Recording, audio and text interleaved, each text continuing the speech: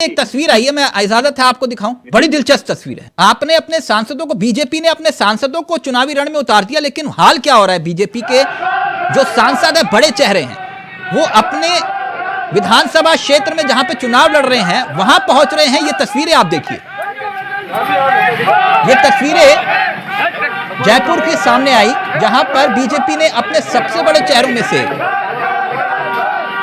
राजवर्धन सिंह राठौर, उन्हें टिकट दिया है चुनाव लड़वाने के लिए, और वसुंधरा राजे के गुट के राजपाल सिंह का टिकट काट कर दिया। और जैसे ही वो वहां प्रचार के लिए पहुंचते हैं, उसके बाद राजवर्धन सिंह राठौर का विरोध हो जाता है। और कौन विरोध करता है? दावा यह किया जा रहा है कि बीजेपी के कार्यकर्ता ही उनका विरोध कर रहे हैं और उन पर पैराशूट उम्मीदवार का आरोप चस्पा कर रहे हैं। ये बीजेपी के नेता ही विरोध कर रहे हैं। संदीप दुबे जी, उनका गुस्सा जायज भी हो सकता है। हम कार्यकर्ता ईश्वर का स्वरूप है और भारतीय जनता पार्टी कार्यकर्ताओं का गुस्सा जायज है सर। के नाम पे एमपी सर्वोच्च जीवन देता है। राज्यवर्धन सिंह राठौर का टिकट बदला जाएगा।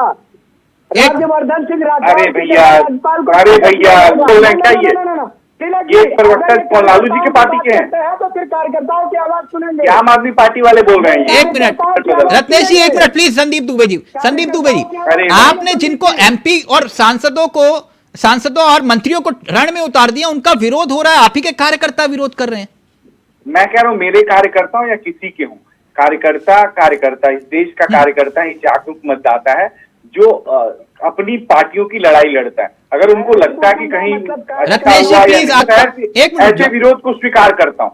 हम जैसे लोग विरोध का विरोध नहीं करते, उसको स्वीकार करते हैं। हमारे यहाँ हिटलरशाही नहीं चलती। मतलब राजवर्धन सिंह राठौर बदले जाएंगे।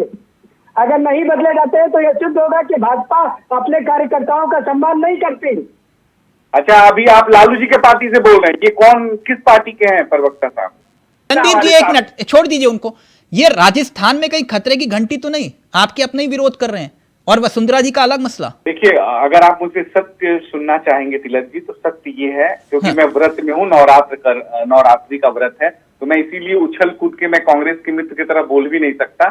सत्य ये है कि राजस्थान के अंदर, वो चाहे आप लोग भी दिखा रहे हैं, वहां कांग्रेस जाने वाली है ना, और कांग्रेस शहर जा रही है। और तो शिवराज जी का बयान भी आपने सुना होगा। इस बार पता लग गया था कि 10 के पहले आचार संहिता लग रही थी, मैंने 4 को ही डाल दिया। और अगली बार भी चुनाव में वैसे नहीं डालता हूँ, तो चुपचाप डाल दूंगा, चिंता मत करना। सीधे अकाउंट में जो पैसा डाला जा रहा है, ये कैश फॉर वोट है कि नहीं? इसमें मेरे को बहुत ज्यादा बोलना नहीं है।